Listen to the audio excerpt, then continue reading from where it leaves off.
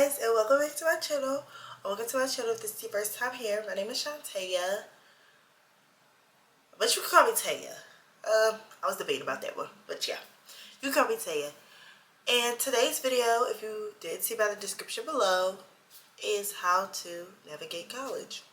Because it's a lot more that goes into college that I just feel like people don't really talk about, or you have to be here to experience, or a lot of stuff that I personally learned on my journey in college that I feel like I wish I knew entering college. The first thing I want to talk about is home training. When I first started going to college, like, I don't know, but college is the place where it finally hit me that everybody really comes from a different background, and some people don't have home training, some people do. And that's probably the most simplest way I can put it. Like, everybody comes from a different background, and like some people were really sheltered and some people weren't sheltered, and the people that weren't sheltered buck wild. I mean, not the people that were sheltered, buck wild, y'all. And everybody's kind of facing the same challenges in figuring out how to navigate life, regardless of all of our different backgrounds. When you come into college, everybody kind of starts at the same spot, like zero, and we're all trying to navigate life and figure it out for ourselves. But we do have to take into account that people are figuring out stuff at a different pace, you know? One of the biggest things that I want to talk about is something that kind of happened for me, especially as somebody who was considered like a high functioning, like independent, hyper independent high school student. Is academic insecurities. Like, I came into college thinking that I knew a lot of stuff already, and then I got here and then felt like I didn't know anything. Like, I was back at ground zero, like I was a baby learning everything all over again. And it's common for everybody to feel like that, and you shouldn't feel bad that you feel like that, because everybody kind of feels like that. We're just kind of internalizing it. Well, hell, I was not internalizing it. Me and my friends talked about it, but like, everybody feels like that. It is okay for you to feel like that, because this is a new challenge. Like, this is a new world for you. You moved away from your house. Like, everything that you do, you now have financial independence for yourself. You're probably broke if this is like your freshman year or even like your sophomore year. Like, money is tight. Nonetheless, money is tight. There's just a lot of new hurdles that you never had to figure out for yourself. And so one of the most important things that I wish somebody kind of told me when I first got here was like, be gentle on yourself. Be patient with yourself, because you don't know any and everything. You don't really, you're just trying to figure it out. And everybody else is trying to figure it out too. Even adults. I'm now like 20 and I'm still trying to figure it out, but I'm comfortable with just trying to figure it out. I'm comfortable being okay with saying like, look, I don't know this, but I'll learn it. Like, I'll figure it out. Because, y'all, the truth of the matter is nobody knows what they're doing. Like, it is what it is. Nobody really knows what they're doing or what's going on. But it is crucial for you to find a school life balance, like, in order to make this, like, your college journey healthy. Because the first semester I got here, I literally focused on nothing but school. Like, I would do school. I had a job. I'll go school, work, home. That was probably the worst semester grade-wise for me. Like, my mental health was messed up. I didn't really have much friends, or a lot of friends. I wasn't going out, and I couldn't figure out like why did that affect my grades so much so. But it was because there was no balance. Like, I was depressed. To put it into layman's term, I was depressed because I'm in a new city. I don't know nobody here. I have to figure out everything by myself. Like, I have to be independent. And here are my classes. Like, I had no balance. Not nobody that could relate to me, but I just felt like alone. And reaching out and having friends is definitely something that you want to do. So creating that balance and being friendly and getting to know people is definitely a big step in college. Like, it helps. It helps a lot. But you want to make sure that even though you're doing that, you're still staying on top of your schoolwork. It's a tedious tedious. There's a small line, a very thin line, y'all.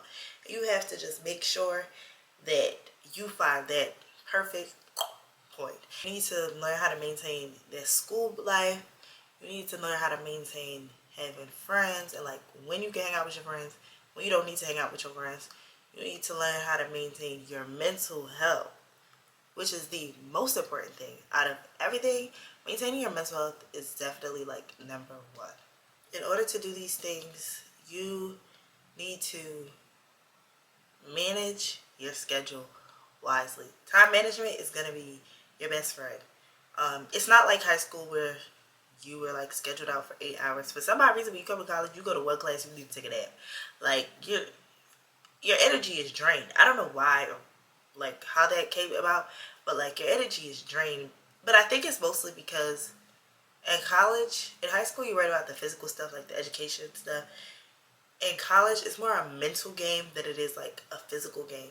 Like, if I could just go from this class to this class to this class to this class, and we're learning about the same stuff that I'm learning about in high school, whereas now I'm kind of in college and now I'm worried about money, like I'm worried about my career. Like, these are kind of the life-changing points for us, and it takes a toll on everybody mentally, that you have to kind of think like, okay, college is life-changing, y'all. Like, every step from here on out is pretty much going to define who I am as an adult. I don't know if you think about it like that, but that's how I thought about it when I first came to school. Like, every step from here on out defines me as an adult. Like, how am I going to, what career I'm going to go into, how I'm going to provide for, like, myself when I get out of here, how am I going to provide for myself here.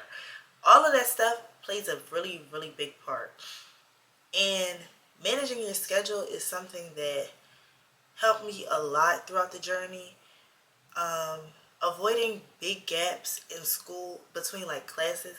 Every time I had a big gap between a class, no matter if it was the second semester that I was here or like the third, I think I did it again, I had almost always missed or forgot about that class because you find other stuff to do on campus. I don't know, my campus is a very active campus, so it's a random ass Tuesday, and I might have had a class at 4 o'clock, but I had a class at 3 o'clock. Had a class at like 1 o'clock. I got out of class. I'm on campus. There's a bunch of stuff to do. Baby, that class that I had at 4 o'clock, out of sight, out of mind, out of head. Even if I set a schedule, man, I don't even remember the schedule for. Even if I set a timer, man, I don't even remember the timer for. I'm not going to class. You don't want to schedule that big gap, and it also, it's just too much time. Like, it's easier for you to sit down and focus on something like schoolwork and be in that kind of mental state consistently than it is if you take like that big gap where your brain is kind of relaxed and then here you are, you have to like re-wake yourself up or re-push yourself. For me personally, it don't work. Don't do it. Get involved in campus. I wish I got involved in campus. I got a job and now I find myself trying to get involved in campus now, but I'm about to go at the same time. And it's like getting involved in campus can simply be going to like club interest meetings, going to school events. It doesn't have to necessarily be you're in a club. And I'm not saying that this stuff looks good on your resume or it doesn't look good on your resume. I feel like a resume is an individual. It's not an individual, and I don't know much about resumes actually. Like, a resume can be pretty much anything if you ask me, y'all. Like, get involved with your campus, mostly because it creates, like, it builds character and it creates memories, which is why I say do it. But also, it's networking, and networking in college is important. So, get involved on your campus. Another thing is something that I really, really wish I knew sooner, and one of the reasons that inspired me to do this video was a career counselor. I didn't know what a career counselor was until, I don't even know how I felt. Oh, I found a career counselor when I went to the career fair at school, and I bumped into one. And I've probably been to this career fair every year since I've been to the school, but I just so managed to bump into our school career counselor. And he's like, no, my job is to help you find a job. And I know that there's this idea that coming to college, it's hard to find a job in your career field because everybody's asking for experience, or they're asking for stuff that you didn't like experience, or What else are they asking for? A resume that you don't probably know how to build, or I don't know. I don't know what jobs ask for other than the resume and experience. But if you go to your career counseling, they will have specific journeys.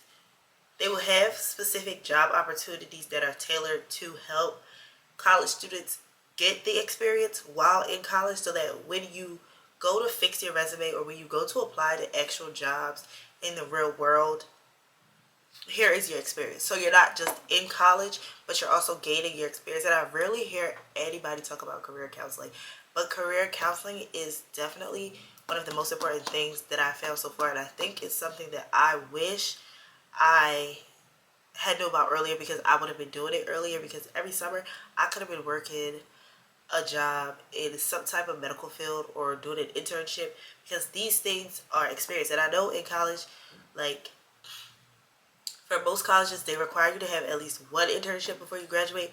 But having multiple different internships before you graduate is experience. Like, these are experience that you can put on your resume. Having a career counselor also helps build your resume. Like, their job is to help you use it. And you also probably pay for it in, like, your tuition. Tuition is expensive. Use the people. Use everything in your tuition. I mean, health care, all of it. Use it all. And don't be afraid to use it all, because that's what it's there for. Like, you pay tuition to use these amenities, so use these amenities. And this is one of the amenities where it's like, I'm gonna use it until he tired of me. Okay? He also has helped me, like, network with people in career field options that I have. He also opened my eyes up to other career options. And you ever find somebody that has, like, this weird job that you never knew existed? They're here to help you with that, because I feel like we don't know about all the careers in the world, or even in your field. If you don't know about it, talk to your career advisor, your career counselor. These are not your advisors. Talk to your career counselor, and they will definitely help you with that. Another thing is your advisor. Build a relationship with your advisor. You're gonna need them. Are you? I'm trying to think. I had a class with my advisor, so me and him are finally cool. But, like, me personally, I know what classes I need and what classes I don't need. It says it right there, clear as day. I don't know what I be talking to him about sometimes, you know. I feel like I'm talking to him about other stuff that I could just, and with my, like, my advisor, it's always annoying, because I'm talking to you and I'm asking you questions, and then you tell me to go look somewhere else, or you tell me to go ask somebody else. Like, advisors, I don't know what we pay them to do, really and truly. I don't know. Maybe it's just my college, but I've heard from other students that, like, their advisors are shitty. Not shitty, but, like, because I feel like that's a little mean. But what y'all good for? Confidence in college is going to be key, because sometimes you have to use your confidence and your personality to get you into doors that your resume just might not get you into. And for me personally, that looks like, when I went to the career fair, I got offered a internship in an accounting company. Mind you, my major is biology, pre-med. Like, that has nothing to do with nothing. But because I was talking to her, and I was like, look, I'm interested in how businesses are ran. Like, I want to gain experience in as much places as I can before I get out of college. She liked that, and she wanted to help me do that. So sometimes just being honest and being confident and talking to people at career fairs, or just people walking around your campus, helps a lot. For my HBCU girlies, this is specifically for y'all. Love y'all down. For my HBCU girlies, listen to me closely. While it is important to look good, to feel good, you do not in no way, shape, or form have to dress up every day for class. That's a freshman thing. It is. It's a freshman thing. Like, have to do it. But most importantly, make confidence your best accessory, because in overall, confidence will push you a far way in life. Not just in college, but in life. Another thing is to avoid burnout. And the best way to avoid burnout, personally for me, is to make sure that even though I'm at school, I'm not solely focused on school when I'm here. Like, I make a point to hang out with my friends. I make a point to find and try hobbies. I make a point to try new things, because it gives me a sense of excitement and it helps me like feel rejuvenated to do these things. Or I make a point to read books. Not just find a new TV show that I like, because yeah, that's kind of fun, but it's not enough sometimes. I make a point to be physically active, kind of, in a way, or physically challenge myself. It's more than just about school. College is more than just about school. It is about finding yourself. And the best way to find yourself is to try other stuff. Yeah. That's pretty much all I have to say. Oh, and building your self-esteem.